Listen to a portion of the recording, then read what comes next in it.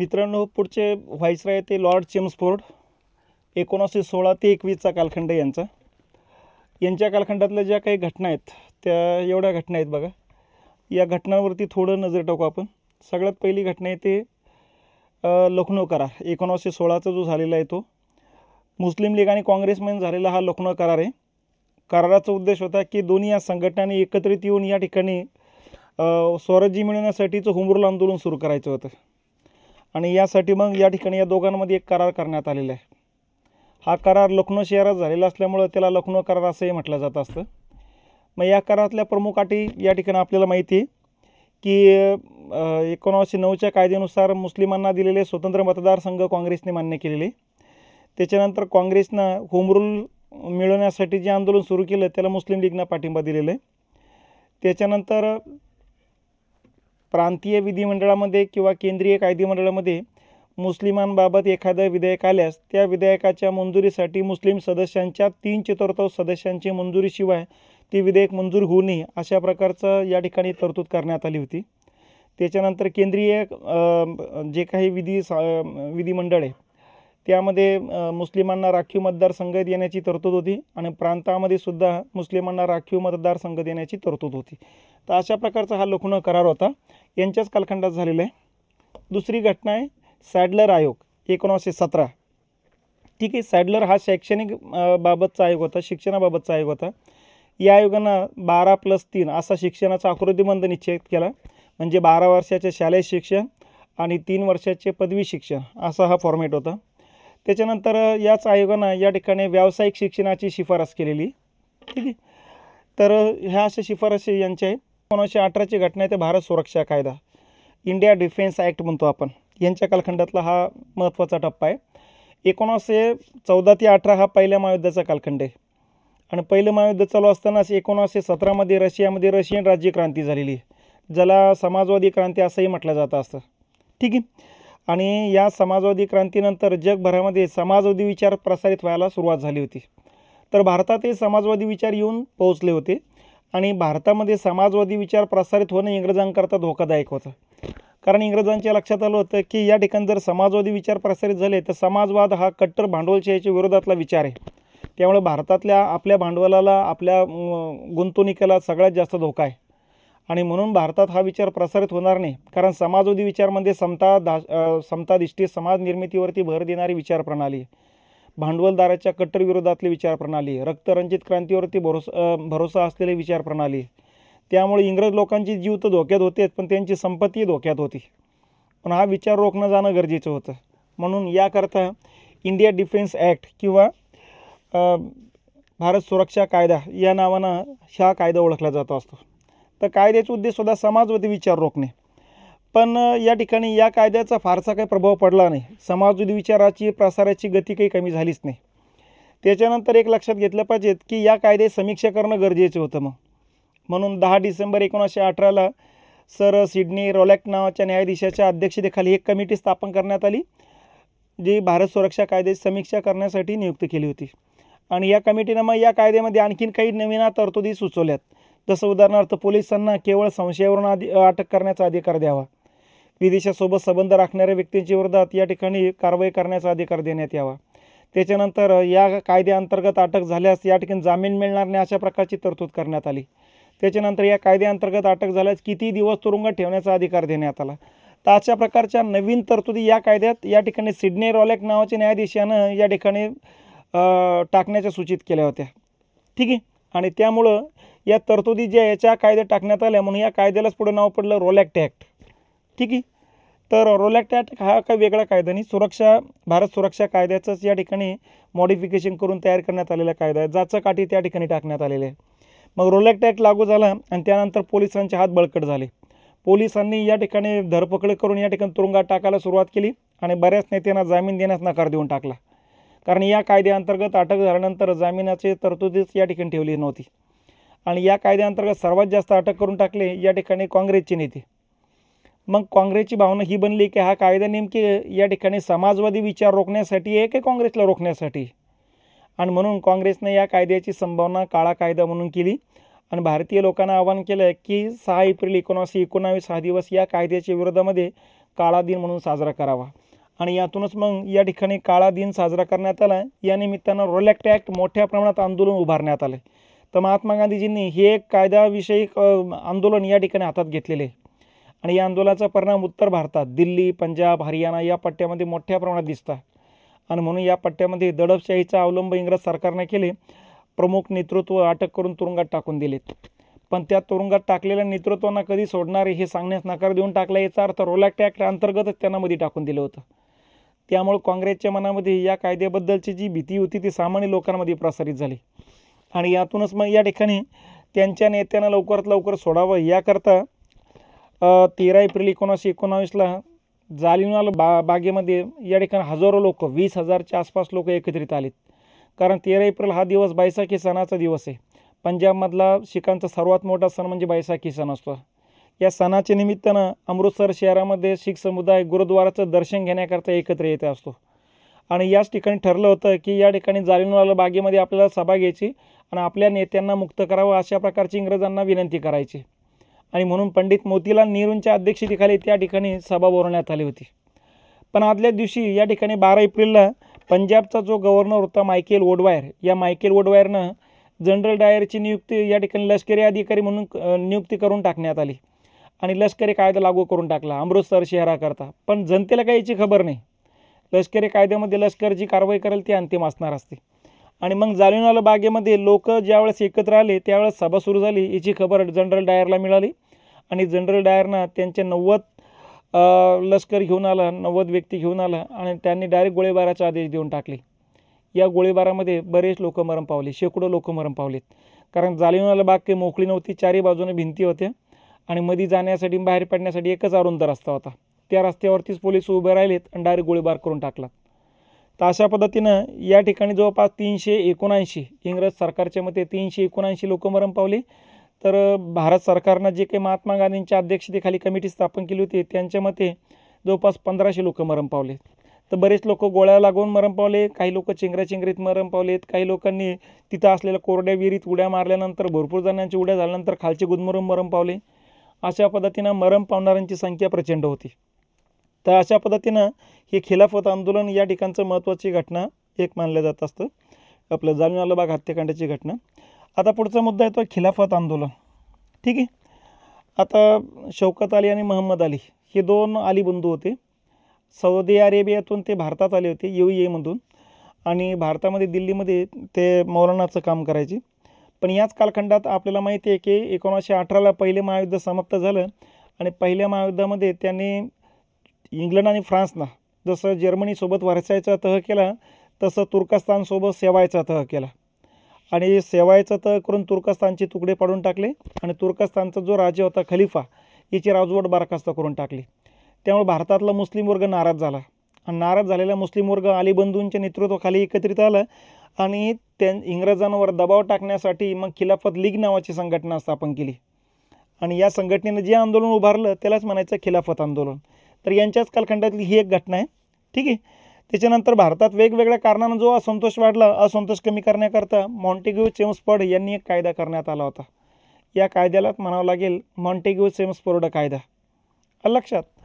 तर या पद्धतीनं मॉन्टेग्यू चेम्सफोर्ड कायदासुद्धा 1919ची शेवटची घटना मानल्या जात असते आणि यांच्याच कालखंडात 1920ला मग सुरुवातीलाच या ठिकाणी असहकार आंदोलन सुरू होते.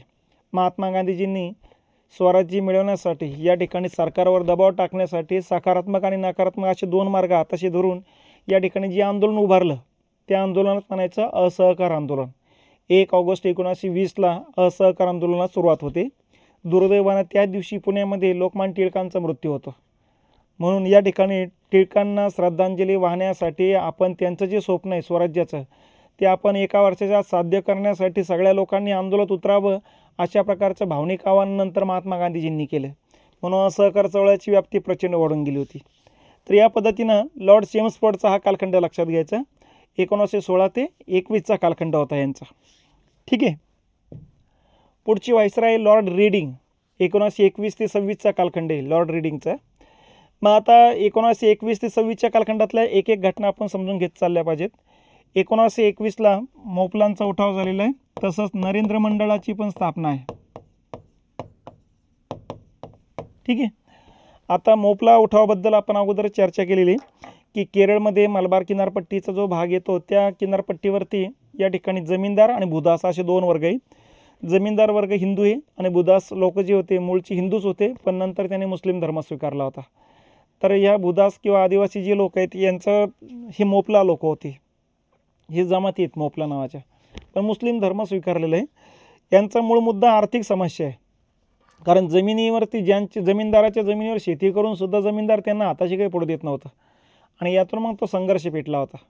पण या संघर्षामध्ये या ठिकाणी काँग्रेसने हिंदूंची बाजू घेतल्यानंतर मुस्लिम लीगनं या ठिकाणी मुस्लिमांची बाजू घेतली आणि यामुळं हा मोपला सत्याग्रह मग भारतभरात प्रकाशझोतात आलेला आहे. तर हा एक घटना लक्षात ठेवा. दुसरी घटना आहे नरेंद्र मंडळाची स्थापना. 1919चा जो मॉन्टेग्यू चेम्स्फोर्ड कायदा झाला, या कायद्यामध्ये संस्थानिकांनाही सांगितलं की तुमच्याही काही मागण्या असेल तर तुमच्या मागण्या एकत्रित येऊन तुम्ही या ठिकाणी या मांडल्या गेल्या पाहिजेत. आणि म्हणून या ठिकाणी संस्थानिकांच्या मागण्यांचा विचार करण्याकरता 1921मध्ये नरेंद्र मंडळाची स्थापना करण्यात आली. संस्थानिकांच्या मंडळाची स्थापना करण्यात आलेली, ज्यामध्ये संस्थानिकांना सरकारकडे त्यांच्या काही मागण्या असतील त्या सनदशील मार्गाने मांडता येतील, यासाठी नरेंद्र मंडळ होतं. त्याच्यानंतर यांच्याच कालखंडात 5 फेब्रुवारी 1922ला चौरी चौरा दुर्घटना घडलेली आहे. बरोबर आहे. तर असहकार आंदोलन स्थगित करण्याकरता ही घटनाच कारणीभूत ठरताना दिसते. मग आपल्याला माहिती आहे की 5 फेब्रुवारी 1922ला भगवान आहिर नावाच्या तिथल्या स्थानिक नेतृत्वाच्या नेत्याच्या नेतृत्वाखाली एक आंदोलन सुरू केलं होतं महागाईच्या विरोधामध्ये. आणि इंग्रज सरकारने जे वट हुकूम काढले होते वेगवेगळे अन्याय अत्याचार करणारे, त्या वट हुकुमाच्या विरोधामध्ये. तर जे काही त्या ठिकाणी ते सत्याग्रह सुरू झालं, त्या सत्याग्रहांवरती पोलिसांनी गोळीबार केला होता. काही कार्यकर्त्यांच्या पायावरती गोळ्या झाडल्या होत्या, काही हवेत गोळीबार केला होता. आणि अशा पद्धतीनं 21 पोलिस आणि एक PSI त्या ठिकाणी होतं. PSIकडेच बंदूक होती, बाकीच्यांकडे फक्त काठे होते. त्यामुळे लाठीचार करून या ठिकाणी हा सत्याग्रह रोखण्याचा प्रयत्न झाला. पण काही कार्यकर्ते ज्यावेळेस जखमी झाले त्यांना दवाखान्यात नेण्यात आलं आणि बाकीच्यांच्या लक्षात आलं की एकच बंदूक होती आणि गोळ्या संपल्यात म्हणून. आणि मग काय सगळं मॉब जो आहे तो पोलीस स्टेशनजवळ एकत्रित जमा झाला. त्यांनी पोलीस स्टेशन पेटून दिलं. या पोलीस स्टेशन पेटून दिल्यानंतर जे पोलीस होते 22 लोक, हे 22 लोक जळून खाक झालेली. या घटनेलाच म्हणायचं चौरी चौरा दुर्घटना.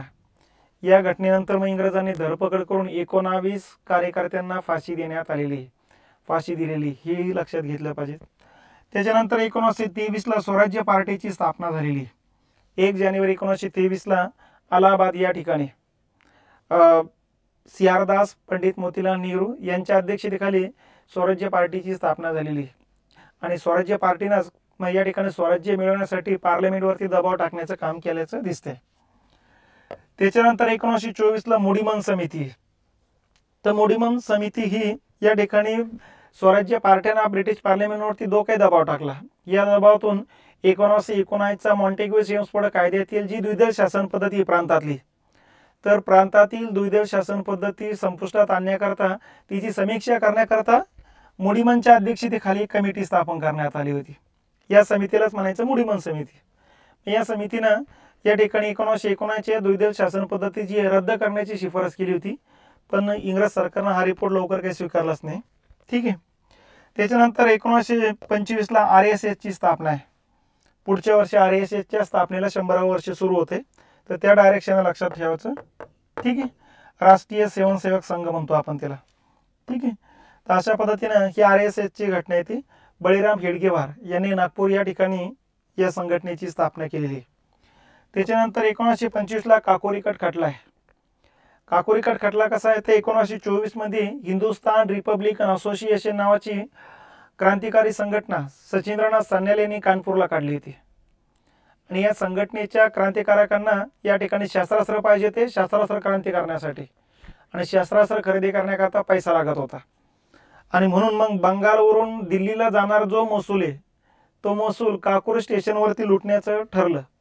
आणि या ठिकाणी मग काकूर स्टेशनवर जशी रेल्वे आली तसं इंजिनाचा जो चालक होता त्याच्यावर गोळीबार करून त्याला मारून टाकलं. आणि त्याच्यानंतर मग बाकीचे रेल्वे लुटून पैसा घेऊन गेले बघा. याच्यानंतर पोलिसांनी जी धरपकड केली त्यामध्ये जे काही क्रांतिकारक पकडले गेले त्यांच्यावरती जो खटला दाखल झाला त्याला म्हणायचं काकोरी कट खटला. यामध्ये रामप्रसाद बिस्मिल होते, राजेंद्र लाहिरी होते, सचिंद्रनाथ सान्याल होते, चंद्रशेखर आझाद होते, अशफाक उल्ला खान होते. तर ह्या लोकांना या ठिकाणी फाशी शिक्षा सुनावण्यात आलेली. यापैकी चंद्रशेखर आझाद जे इथून ते निसटून गेलेत, बाकीच्यांना मग या ठिकाणी फाशी देण्यात आलेली. तर हा झाला लॉर्ड रीडिंगचा कालखंड, 21 ते 26चा कालखंड आहे. त्याच्यानंतर लॉर्ड आयर्विन 1926 ते 31चा कालखंड येतो असतो. यांच्या कालखंडातल्या घटना जर बघितल्या तर पहिली घटना आहे 1927, सायमन कमिशनची नियुक्ती करण्यात आलेली आहे. आता कशासाठी? ते 1919चा जो मॉन्टेग्यू चेम्सफोर्ड कायदा आहे त्याच्यामध्ये अनेक तरतुदी होत्या, पण शेवटची तरतूद ही पण होती की हा कायदा शेवटपर्यंत टिकणार नाही, याच्यात काळानुसार बदल करावा लागेल. आणि काळानुसार बदल करायचं म्हणजे काय, तर दर 10 वर्षांनी या कायद्याची समीक्षा करावी लागेल. म्हणून 1919च्या कायदे समीक्षा होणार होती 1929ला. पण 1929च्या अगोदर ब्रिटिश पार्लमेंटमध्ये हुजूर पार्टीचं महत्त्व होतं, सत्ता होती. आणि हुजूर पार्टीच्या लक्षात आलं होतं की 1928च्या पार्लमेंटच्या निवडणुकीमध्ये त्यांचं सरकार येण्याची सुतराम शक्यता नव्हती. म्हणून भांडवलदारांनी हुजूर पार्टीवरती अगोदर दबाव टाकला 1927ला आणि सांगितलं जी समीक्षा समिती 1929ला नेमली जाणार आहे ती आत्ताच नेमून टाका, कारण नंतर आपलं सरकार येतं नाही येतं काही गॅरंटी नाही. म्हणून 1927ला सर जॉन एल्सब्रुक सायमनच्या अध्यक्षतेखाली एक कमिटी स्थापन करण्यात आली. आणि या कमिटीनंच मग या ठिकाणी आपण जर बघितलं, या कमिटीनंच या ठिकाणी 1919च्या कायद्याची समीक्षा केलेली. ही भारतात आलेली. भारतात येऊन त्यांनी वेगवेगळ्या भागातील राजकीय पक्षांच्या मुलाखती घेतल्या आणि त्या मुलाखतीच्या आधारे त्याने या ठिकाणी तो रिपोर्ट तयार करून इंग्रज सरकारला देताना दिसतात. तर हा सायमन कमिशनने दिलेल्या रिपोर्टवरतीच मग पहिली, दुसरी आणि तिसरी गोलमेज परिषद होताना दिसते. ठीक आहे. त्याच्यानंतर 1928 नेहरू रिपोर्ट सादर झालेला आहे. पंडित मोतीलाल नेहरूंच्या अध्यक्षतेखाली हा रिपोर्ट सादर करण्यात आलेला आहे. आणि हा रिपोर्ट तयार करण्याच्या पाठीमागचा उद्देश तर आपण अगोदरच बोललेलो आहे. सायमन कमिशनमध्ये एकही भारतीय नसल्यामुळं काँग्रेसनं विरोध प्रदर्शनं करायला सुरुवात केली होती. सायमन गो बॅकचे नारे द्यायला सुरुवात केली होती. दिवसेंदिवस प्रदर्शन वाढत चालली होती. म्हणून बर्कन हेड नावाचा भारत मंत्री जो होता त्यांनी काँग्रेसला स्पष्ट केलं होतं की सायमन कमिशनमध्ये आम्ही भारतीयांना का घेतलं नाही. त्यावेळेस स्पष्टीकरण करताना सांगितलं होतं की भारतात विविध जाती आहे, धर्म आहे, पंथ आहे, प्रांत आहे, भाषा आहे. नेमके कोणत्या व्यक्तीला समितीत घ्यावं हा वाद होऊ नये याकरता आम्ही कुठल्याच भारतीयांना समितीत घेत नसल्याचं सांगितलं होतं. आणि त्यामुळं काँग्रेस शांत होईल असं त्यांचा अपेक्षा होती. आणि म्हणून त्यांनी या ठिकाणी ते मांडणी केली, पण काँग्रेसने विरोध केला. काँग्रेसने सांगितलं कोणत्या जाती धर्माचा घ्या पण भारतीय व्यक्ती घ्या. मग बर्कन हेड या ठिकाणी संतापला आणि त्यांनी काँग्रेसलाच आव्हान दिलं की तुम्ही सर्व जाती धर्मांना मान्य होईल अशा प्रकारचा प्रस्ताव तयार करून दाखवा. आणि सर्व जाती धर्मांना मान्य झालेला प्रस्ताव जर तुमच्याकडून तयार झाला तर आम्ही सायमन कमिशनचा रिपोर्ट बाजूला ठेवू. आणि हेच आव्हान काँग्रेसने स्वीकारलं. त्यातूनच मग पंडित मोतीलाल नेहरूंच्या अध्यक्षतेखाली नेहरू रिपोर्ट तयार करण्यात आलेला आहे. ठीक आहे. तर ही 28ची घटना आहे. त्याच्यानंतर 29ला हार्टोग आयोग स्थापन करण्यात आला होता. शिक्षणात या ठिकाणी सुधारणा करण्यासाठीचा आयोग होता. या आयोगानं या ठिकाणी SSC परीक्षेवर भर देण्याची शिफारस केली होती. प्राथमिक शिक्षणाला राष्ट्रीय महत्त्व देण्याची शिफारस केली होती. 8वी नंतर आवडीनुसार व्यावसायिक शिक्षण देण्याची शिफारस केली होती. तर अशा वेगवेगळ्या शिफारशी या हार्टोग आयोगाने केल्याचं दिसते. त्याच्यानंतर शारदा ॲक्ट. ठीक आहे. हा बालविवाह रोखण्यासाठीचा कायदा होता. या कायद्याने मुलीचं वय या ठिकाणी 10 तर मुलाचं वय 12 करण्याची तरतूद करण्यात आली होती. तर हा एक शारदा ॲक्ट सामाजिक ॲक्ट आहे. लाहोर खटला. हे बघा 1928ला हिंदुस्तान सोशलिस्ट रिपब्लिकन असोसिएशननं 1929च्या सुरुवातीला पब्लिक सेफ्टी बिल आणि ट्रेड डिस्प्यूट बिल सेंट्रल असेंब्लीमध्ये मंजूर होणे याकरता भगतसिंग आणि बटुकेश्वर दत्त यांनी या ठिकाणी कायदेमंडळात बॉम्बस्फोट घडवून आणला होता आणि स्वतःला अटक करून घेतली होती. त्यांच्या अटकेनंतर त्यांच्यावर दाखल झालेला खटला म्हणजे लाहोर खटला आहे. आणि या खटल्यामध्ये अंतर्गतच लक्षात आलं आहे की JP सॉन्डर्सची हत्यासुद्धा यांनीच केलीत म्हणून डबल खटले जाहीर करण्यात आले. आणि यातून मग भगतसिंग, राजगुरू, सुखदेव, बटुकेश्वर दत्त यांना 23 मार्च 1931ला फाशी देण्याची तरतूद करण्यात आलेली आहे. तर हा लाहोर खटला आहे. नंतर मेरठ खटला. मेरठ या ठिकाणी भारतातील समाजवादी नेते एकत्रित आले होते रशियन राज्यक्रांतीसारखी समाजवादी क्रांती भारतात घडून आणण्यासाठी. आणि याच लोकांवरती धरपकड करण्यात आली आणि यांना अटक करून त्यांच्यावरती त्याच ठिकाणी खटला दाखल झाला. म्हणून या खटल्याला समाजवादी कट खटला असंही म्हटलं जात असतं. ठीक आहे. त्याच्यानंतर बॅरिस्टर जिनाचे 14 मुद्दे याच कालखंडातली घटना आहे. नेहरू रिपोर्ट मान्य करण्यासाठी मुस्लिम लीगनं बॅरिस्टर जिनाने या ठिकाणी 14 अटी टाकल्या होत्या, त्यालाच म्हणायचं 14 मुद्दे. त्याच्यानंतर आयर्विनची घोषणा. नेहरू रिपोर्टमध्ये तरतूद करण्यात आली होती की 1 वर्षाच्या स्वराज्य द्या, नसता संपूर्ण स्वराज्याची मागणी असेल. मग 1929ला 1 वर्षाची मुदत संपली होती. म्हणून काँग्रेसनं संपूर्ण स्वराज्याची हाक द्यायला सुरुवात केली होती. मग या ठिकाणी असं होऊ नये याकरता आयर्विननं 31 ऑक्टोबर 1929ला एक घोषणा केली, ज्याला म्हणायचं आयर्विनची घोषणा. या घोषणेमध्ये मग त्याने असं घोषित केलं होतं की स्वराज्य देणे हे इंग्रजांचं अंतिम ध्येय आहे, स्वराज्यापेक्षा दुसरं काही भेटणार नाही, ही ती घोषणा होती. 1930ला या ठिकाणी प्रथम स्वातंत्र्य दिन साजरा करण्यात आलेला आहे, 26 जानेवारी 1930ला.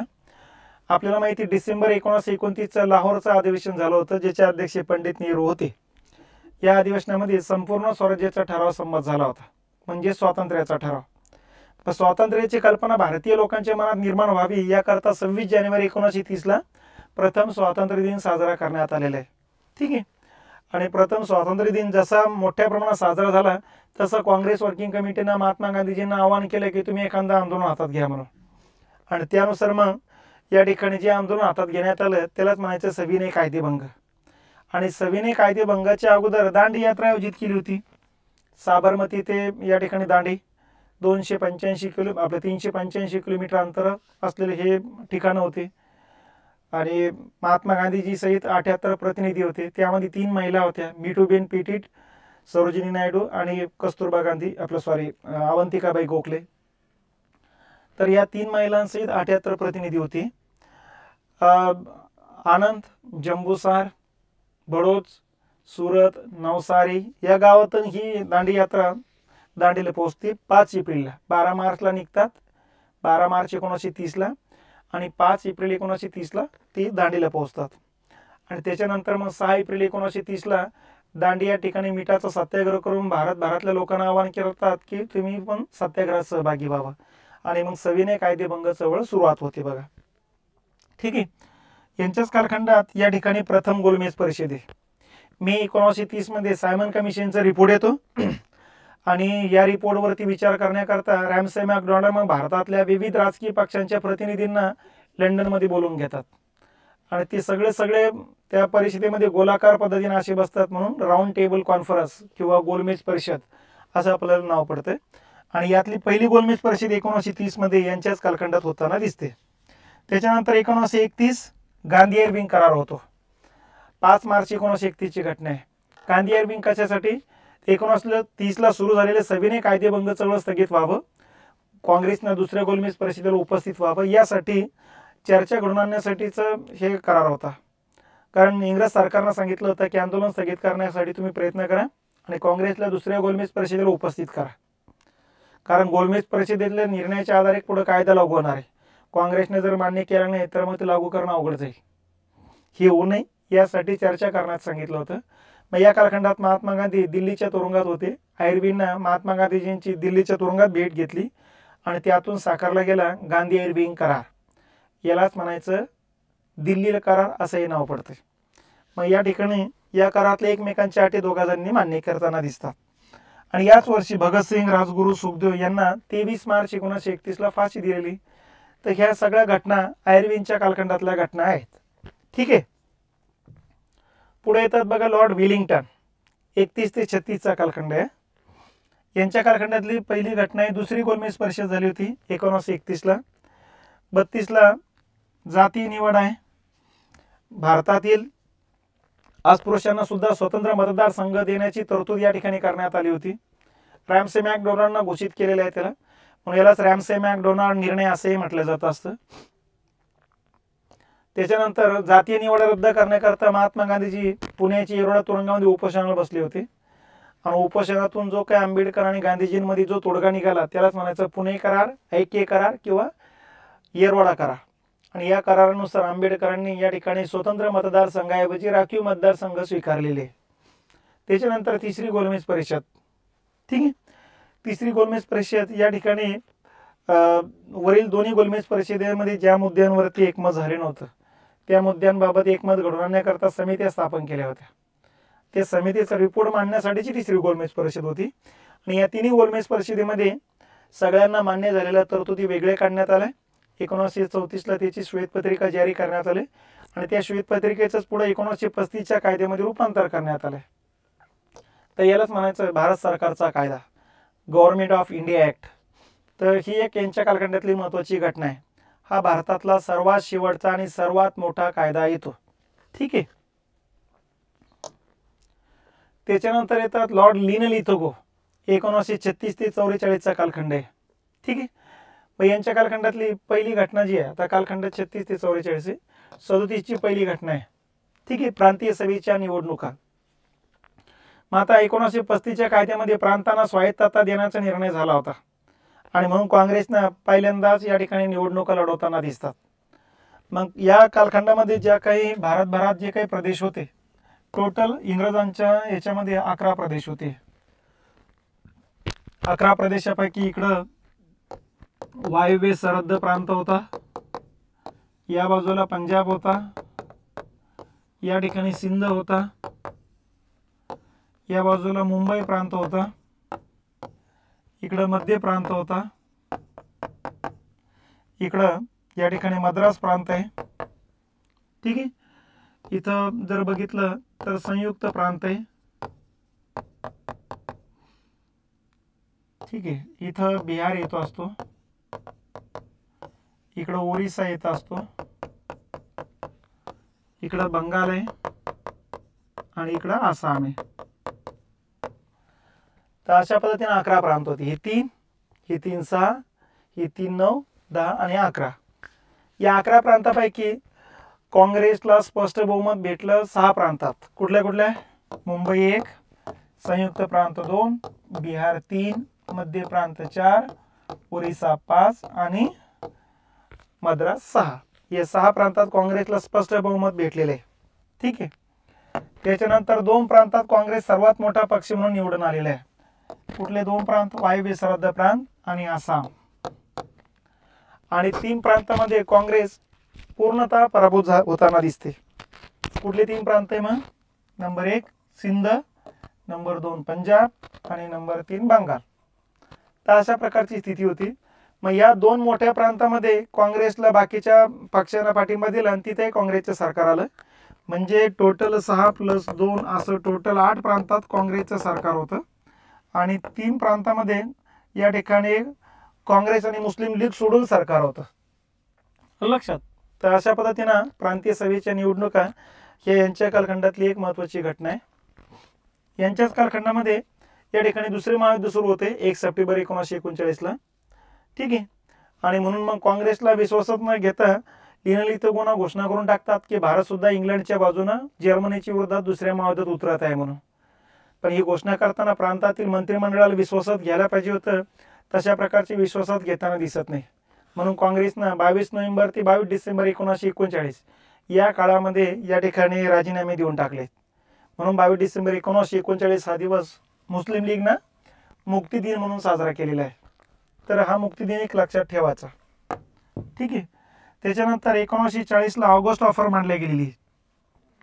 लिनलिथगोनच या ठिकाणी ऑगस्ट ऑफर मांडलेली 8 ऑगस्ट 1940ला. कशासाठी? की दुसऱ्या महायुद्धामध्ये या ठिकाणी भारतीय लोकांनी सपोर्ट करावा. ठीक आहे. यासाठी किंवा कुठल्या प्रकारच्या आंदोलनात सहभागी होऊ नये यासाठी.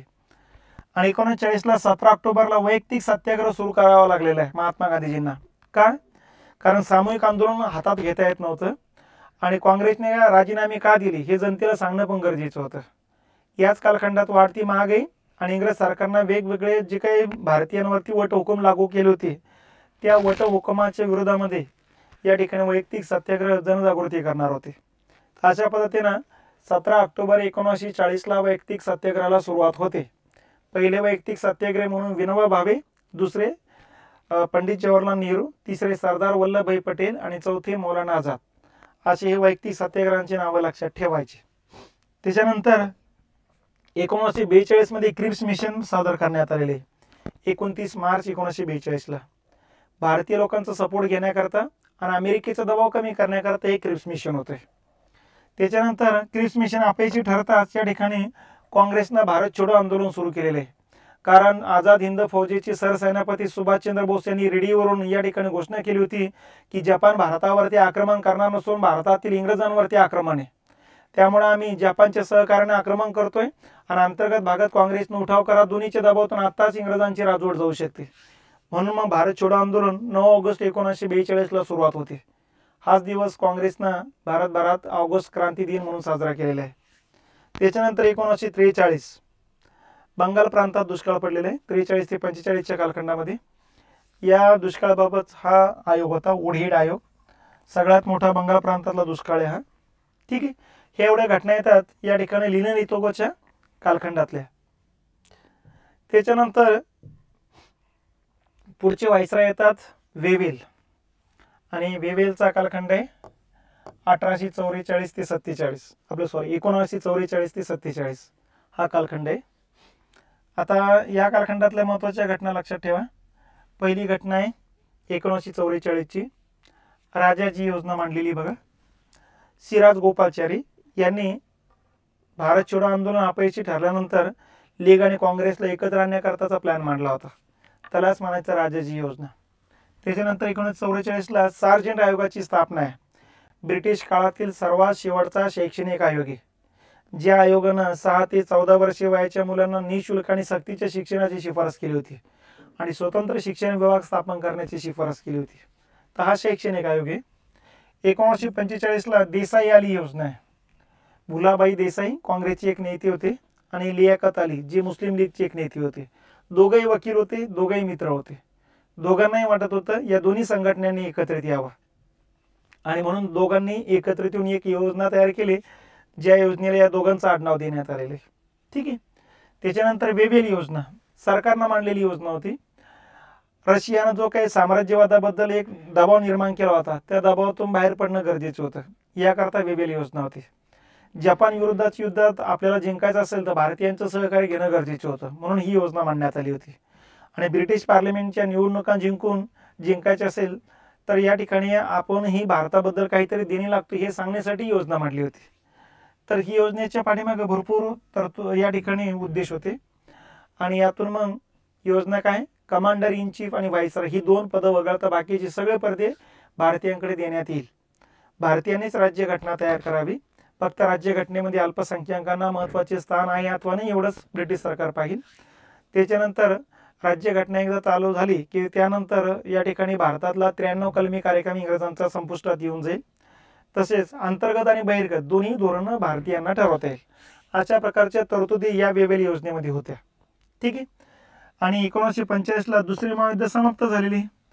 आपल्याला माहिती 6 ऑगस्ट आणि 9 ऑगस्ट 1942ला हिरोशिमा आणि नागासाकी या जपानच्या 2 शहरावरती अमेरिकन अणुबॉम्ब टाकलेत, लिटल बॉय आणि फॅट बॉय.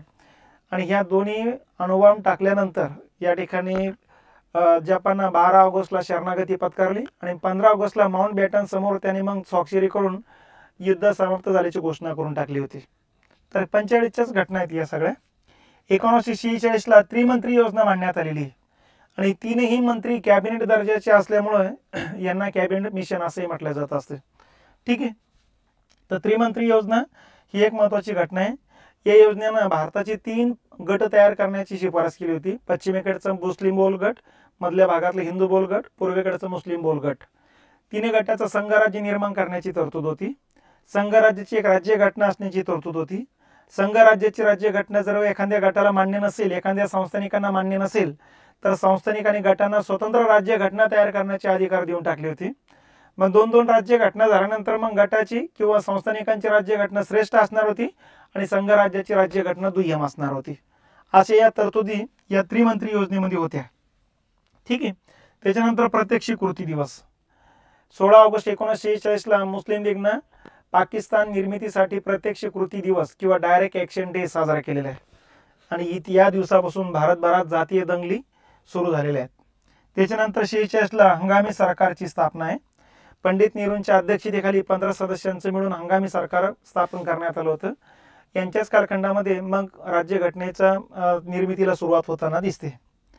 आणि 20 फेब्रुवारी 1947ला ॲटलीने एक घोषणा केलेली, ज्याला ॲटलीची घोषणा म्हणतात. भारतातल्या जातीय दंगली शांत करण्यासाठी लंडनवरून ही घोषणा केलेली, म्हणून याला लंडन घोषणा किंवा ॲटलीची घोषणा म्हणतात.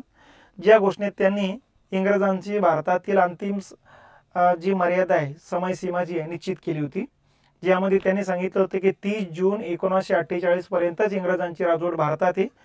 त्या अगोदर लीग आणि काँग्रेसमध्ये तडजोड होत असेल तर त्यांच्याकडे सत्ता देऊ, ते होत नसेल तर मग राज्यघटना तयार होईल, राज्यघटनेनुसार सत्तांतर घडून आणू, आणि तेही होत नसेल तर आम्ही ठरवू की सत्ता कोणाकडे द्यायची, पण 30 जून पर्यंतच आमची भारतात राजवट आहे, तिथून पुढे राहणार नाही. ती अंतिम मर्यादा या घोषणेमध्ये त्यांनी घोषित केलेली. तो लॉर्ड वेवेलच्या कालखंडातल्या ह्या एवढ्या घटना लक्षात घ्यायच्या. आणि शेवटचे आहे लॉर्ड माउंटबॅटन. मग लॉर्ड माउंटबॅटन मार्च, एप्रिल, मे, जून, जुलै, ऑगस्ट 6 महिने जवळपास भारताचे व्हाईसराय होते. ठीक आहे. मग यांच्या कालखंडातल्या घटना म्हणजे 47च्या सगळ्या घटना आहे. सगळ्यात पहिलं घटना म्हणजे माउंटबॅटन योजना. जातीय दंगली शांत करण्याकरता एक घाव दोन तुकडे पाडल्याशिवाय इलाज नाही, या विचारापर्यंत माउंटबॅटन येऊन पोहोचले. आणि म्हणून त्यांनी माउंटबॅटन योजना मांडलेली. आणि या योजनेमध्येच मग त्यांनी घोषित केलं की 15 ऑगस्टला भारताचं या ठिकाणी स्वातंत्र्य देण्यात येईल. त्या अगोदर 14 ऑगस्टला भारताची फाळणी करण्यात येईल. त्याच्यानंतर संस्थानिकांनाही सांगितलं की तुम्ही भारत किंवा पाकिस्तानमध्ये किंवा स्वतंत्र राहायचा, आपण आपला निर्णय घ्यायचा. त्यानंतर सीमा ठरवण्याकरता एक सीमा कमिशन नियुक्त करण्यात आले आणि संमिश्र समाजामध्ये सार्वमत घेण्याची तरतूद करण्यात आलेली. तर अशा प्रकारची ही माउंटबॅटन योजना आहे. त्याच्यानंतर भारतीय स्वातंत्र्याचा कायदा. ठीक आहे. माउंटबॅटन योजनेला कायद्याचं स्वरूप देण्यात आलं 18 जुलै 1947ला. यालाच म्हणायचं भारतीय स्वातंत्र्याचा कायदा. ठीक आहे. त्याच्यानंतर भारताची फाळणी करण्यात आली 14 ऑगस्ट 1947ला आणि 14 ऑगस्टला रात्री 12 वाजता म्हणजे 15 ऑगस्टला स्वातंत्र्य देण्यात आले. हे एवढ्या घटना यांच्या कालखंडातल्या लक्षात घ्यायच्या. तर या पद्धतीनं या ठिकाणी आतापर्यंत आपण हे व्हाईसराय बघितलेले. या व्हाईसरायांवरती जे काही प्रश्न आहेत ते प्रश्न आता या ठिकाणी समजून घ्यायचे आपल्याला. ठीक आहे. वृत्तपत्राच्या स्वातंत्र्यावर गदा आणणारा भारतीय भाषा वृत्तपत्र कायदा म्हणजे व्हर्नाक्युलर प्रेस ॲक्ट म्हणायचं, कोणी मंजूर केला. आता कालखंड पण दिलेलं आहे 1878चं. 1878ला आपल्याला माहिती आहे हा लॉर्ड लिटनचा कालखंड आहे, कारण यांचा कालखंड 1880 ते 84. ठीक आहे. कर्जनचा कालखंड 1898 ते 1905 आहे आणि डफरीनचा कालखंड 1884 ते 88 आहे. मग यावरून लक्षात येईल की 78ला कोण होते, तर 1876 ते 80 हा कालखंड लिटनचा आहे. तर या पद्धतीनं हे घटना माहीत असेल तर उत्तर आपल्याला निवडणं सोपं आहे. राज्यसेवा मुख्य 2012चा प्रश्न होता. आधुनिक भारतात स्थानिक स्वराज्य सरकार टिंबटिंबनं सुरुवात केलेली आहे लॉर्ड रिपन. ठीक आहे. कारण स्थानिक स्वराज्य संस्थेचा राजकीय सत्तेचे विकेंद्रीकरण त्यांनी केलेले 1882च्या कालखंड. या भारताची राजधानी कलकत्त्याहून दिल्लीला नेणाऱ्या ब्रिटिश गव्हर्नरचे नाव सांगा. ठीक आहे. लॉर्ड हार्डिंग्ज 2. हार्डिंग जो पहिला होता 1844-48 होता, हा यांचा कालखंड 1910 ते 16चा कालखंड आहे. ठीक आहे. आणि 1911ला यांच्याच कालखंडामध्ये कोलकात्यावरून राजधानी दिल्लीला घेण्याचे काम केलेले आहे, कारण पंचम जॉर्जने 1911ला घोषणा केली होती की राजधानी या ठिकाणी परिवर्तन होतील म्हणून. तर ही यांच्या कालखंडातली घटना आहे. त्याच्यानंतर भारताचे गव्हर्नर जनरल केव्हापासून व्हाईसराय म्हणून ओळखले जाऊ लागले, तर 1858. कारण 1858ला राणीचा जाहीरनामा आला होता.